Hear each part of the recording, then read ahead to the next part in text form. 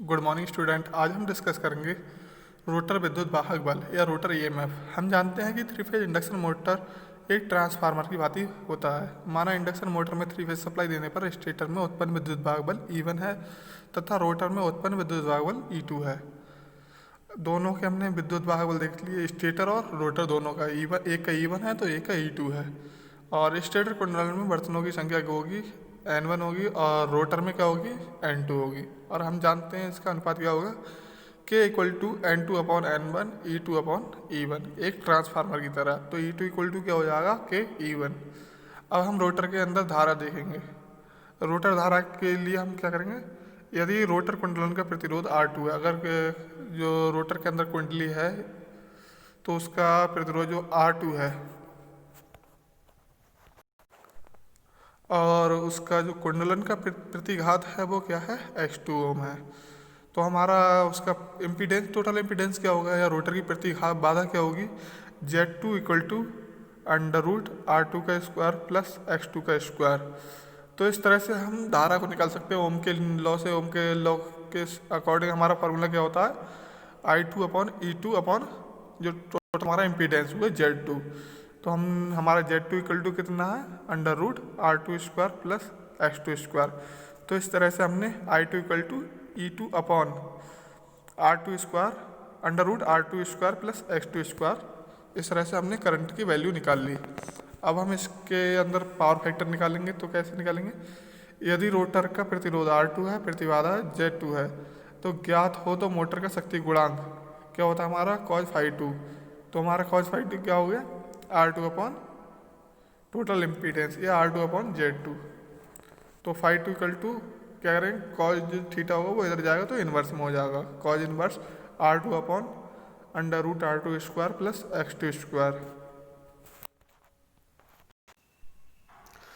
इसके हम कुछ नोट्स देख लेते हैं। पहला नोट क्या है, φ2 रोटर विद्युत वाहक बल तथा रोटर धारा के मध्य एक कलांतर है।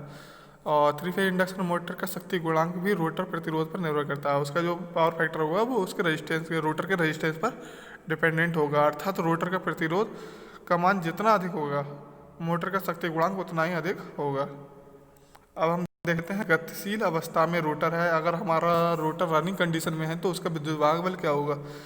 जब इंडक्शन मोटर को थ्री फेज सप्लाई देते हैं तो अर्थात प्रारंभ के समय रोटर स्थिर रहता है, मतलब स्टार्टिंग में जो रोटर होगा वो स्थिर होगा। उस समय स्लिप का मान सबसे अधिक होगा और इस समय रोटर में उत्पन्न विद्युत वाहक बल का भी मान सबसे अधिक होगा। परंतु जब मोटर का रोटर धीरे धीरे प्रारंभ करता है तो मोटर के स्टेटर की गति और रोटर की गति के मध्य सापेक्ष गति घटने लगती है। जैसे रोटर की स्पीड और जो स्टेटर के फील्ड की स्पीड है उनके बीच का जो डिफरेंस होगा वो कम होने लगेगा। हम जानते हैं कि रोटर के सापेक्ष गति जितनी अधिक होगी उतना ही रोटर में उत्पन्न विद्युत वाहक बल अधिक होगा।